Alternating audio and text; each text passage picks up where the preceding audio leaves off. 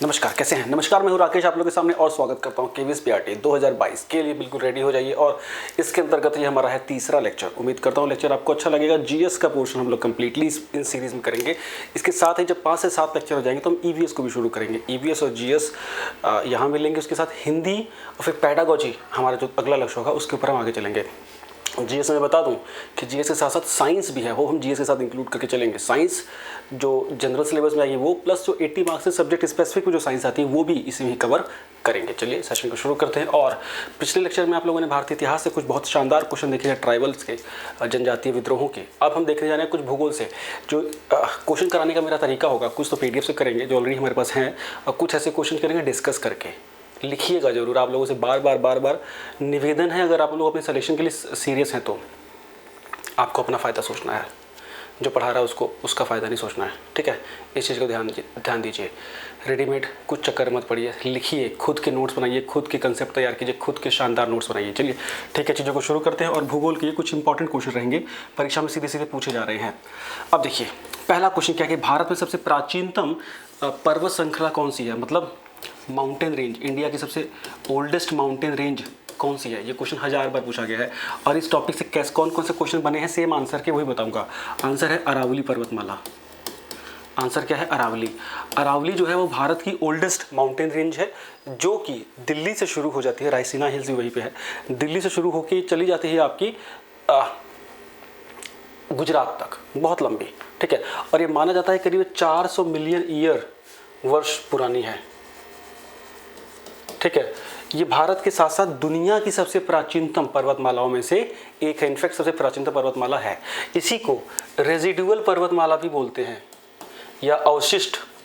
हिंदी में अगर सोचे तो अवशिष्ट मतलब जो बचा खुचा है, रेजिडुअल जो बचा खुचा है, वो माउंटेन रेंज है ये अरावली। इसको ध्यान दीजिएगा, कहीं से भी क्वेश्चन घूम के आए बिल्कुल पकड़ के रखना है। इसकी जो सबसे ऊंची चोटी है अरावली की, वो है गुरु शिखर। ये भी ध्यान दीजिएगा, गुरु शिखर किस स्टेट में है वो मुझे कमेंट बॉक्स में जरूर बताइएगा।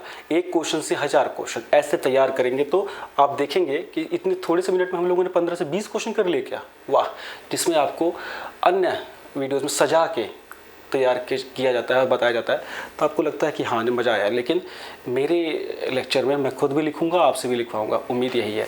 नेक्स्ट पॉइंट, भारत का सबसे प्राचीनतम भौगोलिक एरिया। आपको पता है कि इंडिया के जो फिजिकल फीचर्स है, भारत जो है पूरा 32 लाख स्क्वायर किलोमीटर का भारत, अगर हम भौतिक रूप से देखें, फिजिकल रूप से देखें, तो उसको अलग अलग हिस्सों में बांटा जा सकता है। जैसे अगर नॉर्थ में आप देखेंगे तो पूरा पर्वतीय क्षेत्र है। उसके बाद उसके नीचे आएंगे तो फिर मैदान है, उत्तर के मैदान। फिर नीचे आएंगे तो दक्कनी इलाका है, दक्कन का पठार, ठीक है। उसके बाद अगर आएंगे तो आइलैंड्स आ गए, ठीक है। फिर तटीय इलाका आ गया। तो ये क्या हमारे बेसिकली मेन फीचर्स हैं। हमारे पूरे भारत को अलग अलग फिजिकल फीचर्स में बांटा जा सकता है। तो इन सब में सबसे प्राचीनतम भौगोलिक हिस्सा कौन सा है, तो आंसर होगा दक्कन क्षेत्र या दक्कन का पठार, या हमारा दक्षिण भारत।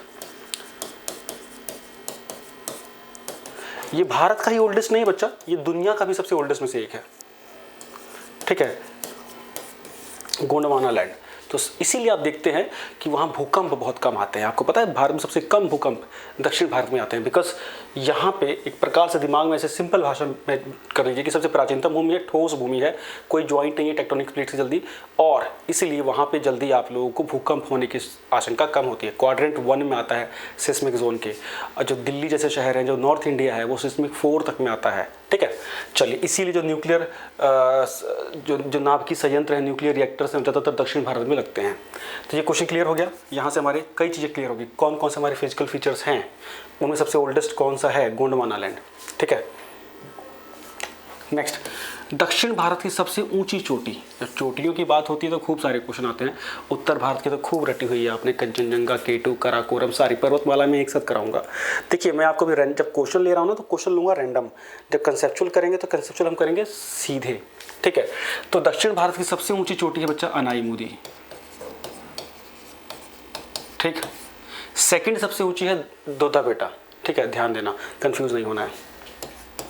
दक्षिण भारत की बहुत प्रसिद्ध चोटियां कौन सी हैं, पर्वतमालाएं? नीलगिरी पर्वतमाला 3 राज्यों में फैली हुई है, ठीक है, कर्नाटक, तमिलनाडु, केरला वगैरह में। और उसके बाद अनाईमुदी होगी, फिर कार्डेमम पहाड़ियाँ हैं आपकी, ये सब कुछ इंपॉर्टेंट माउंटेन रेंज है जो साउथ में आपको थोड़ा सा याद रखना होगा। सबसे ऊंची चोटी कौन सी है? अनाईमोदी। नेक्स्ट, एक शानदार क्वेश्चन, पूर्वी घाट और पश्चिमी घाट के मुहाने पर के, ये हमारा पूर्वी घाट, ये हमारा पश्चिमी घाट, ये हमारा पूर्वी घाट, ये पश्चिमी घाट, ये पूर्वी घाट है ना, इसके मुहाने पे कौन सी पर्वतमाला है? एक बहुत फेमस पर्वतमाला है नीलगिरी। पेपर में आता है ये क्वेश्चन, नीलगिरी। मैं आप लोगों को ना क्वेश्चन के माध्यम से ही पूरा ग्लिम्स दे दूंगा, मज़ा आएगा आप लोगों को करने में, पेन चलते रहना चाहिए, ठीक है। नीलगिरी पर्वतमाला भारत के पूर्वी घाट और पश्चिमी घाट के मुहाने पर स्थित है।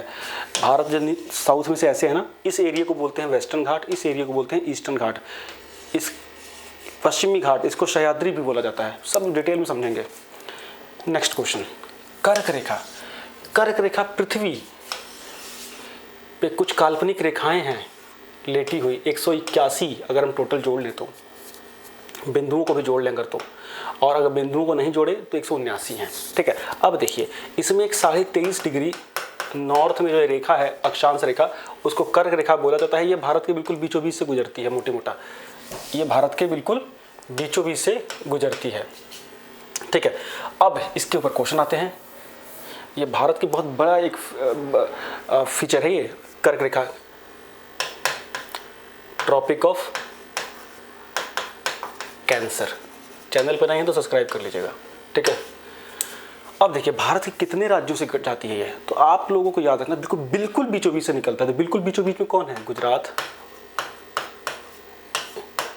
राजस्थान, देखते हैं कौन कौन से, मध्य प्रदेश, छत्तीसगढ़, झारखंड, त्रिपुरा, मिजोरम। कितने हो गए? 1 2 3 4 5 6 7, एक स्टेट और है। छत्तीसगढ़ के बाद, झारखंड के बाद पश्चिम बंगाल, पश्चिम से पूर्व की ओर, टोटल हो गए 8। तो भारत के 8 राज्यों से ये कर्क रेखा पार होती है। कई बार ये क्वेश्चन आया हुआ है, ठीक है। केवीएस वगैरह में ना पीसीएस से थोड़ा सा नीचे आता है, तो यहाँ पे आप ये क्वेश्चन पकड़ सकते हैं। अब देखिए भारत की सीमाओं, भारत के बॉर्डर के ऊपर आते हैं भाई। अब भारत के पड़ोसी देशों, भारत के जिसके बॉर्डर लगते हैं, अफगानिस्तान 1, भूटान है 2, म्यांमार है 3, नेपाल है 4, पाकिस्तान है 5, चीन है 6, बांग्लादेश है 7 देशों से बेसिकली लिखते हैं। सबसे बड़ा बॉर्डर भारत शेयर करता है बांग्लादेश के साथ। पेपर में क्वेश्चन आता है 4096 किलोमीटर के आसपास, ठीक है, याद रखना इसको। सबसे बड़ा बॉर्डर बांग्लादेश के साथ, उससे छोटा बॉर्डर करीब 3488 किलोमीटर के आसपास चीन, उसके बाद 3300 कुछ किलोमीटर का पाकिस्तान, उसके बाद 1700 कुछ किलोमीटर का नेपाल, उसके बाद 1600 कुछ किलोमीटर का म्यांमार, उसके बाद 699 किलोमीटर का भूटान, 72 किलोमीटर का अफगानिस्तान। पेपर में आएगा। अब इसी पे 50 क्वेश्चन बन सकते थे, लेकिन हमें कंटेंट पकड़ना है, ठीक है। केवीएस की वैकेंसीज़ की पूरी संभावना है निकट भविष्य में, बने रहिए बिल्कुल। और जब तक वैकेंसीज आएंगे तो तक हम बहुत बड़ा हिस्सा कवर कर चुके होंगे। जो भी इस क्वेश्चन को कर लेगा निश्चित रूप से उसकी प्रिपरेशन में 4 चांद तो लगेंगे। नेक्स्ट क्वेश्चन, अब बॉर्डर की बात हुई तो कुछ रेखाएं भी बड़ी फेमस हैं, है ना। जैसे एक रेखा है रेड क्लिफ रेखा, रेड क्लिफ लाइन, हिंदी में भी बोलते हैं रेड क्लिफ लाइन।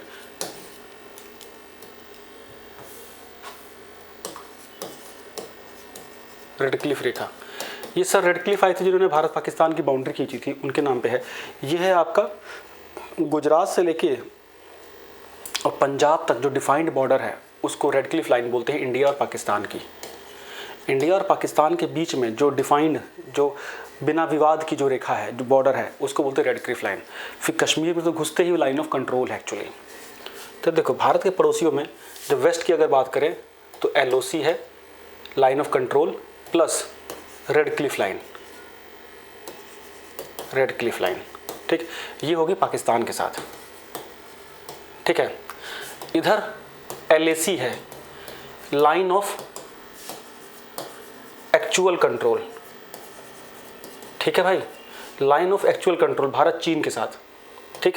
उसके बाद अरुणाचल प्रदेश, मैकमोहन रेखा, मैकमोहन लाइन, इंडिया चाइना के बीच में, इंडिया चाइना के बीच में।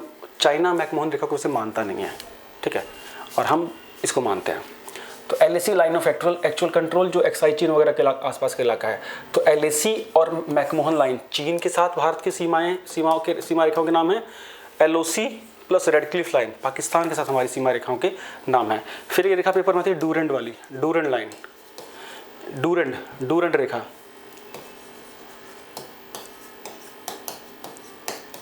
अब देखो ये पाक प्लस अफगानिस्तान का बॉर्डर है, ठीक है, इसको भी ध्यान आपको देना है। छोटा सा लेक्चर था, कैसा लगा बताइएगा। चैनल पर नए हैं तो जरूर सब्सक्राइब करिएगा। आपको ये PDF, ये वाली जो हैंड रिटन PDF है, ये मिल जाएगी टेलीग्राम ग्रुप में। टेलीग्राम ग्रुप से नहीं जुड़े तो जरूर जुड़ जाइएगा। ऐप को इंस्टॉल नहीं किया तो कर लीजिएगा, एम करती। Thank you so much, bye bye.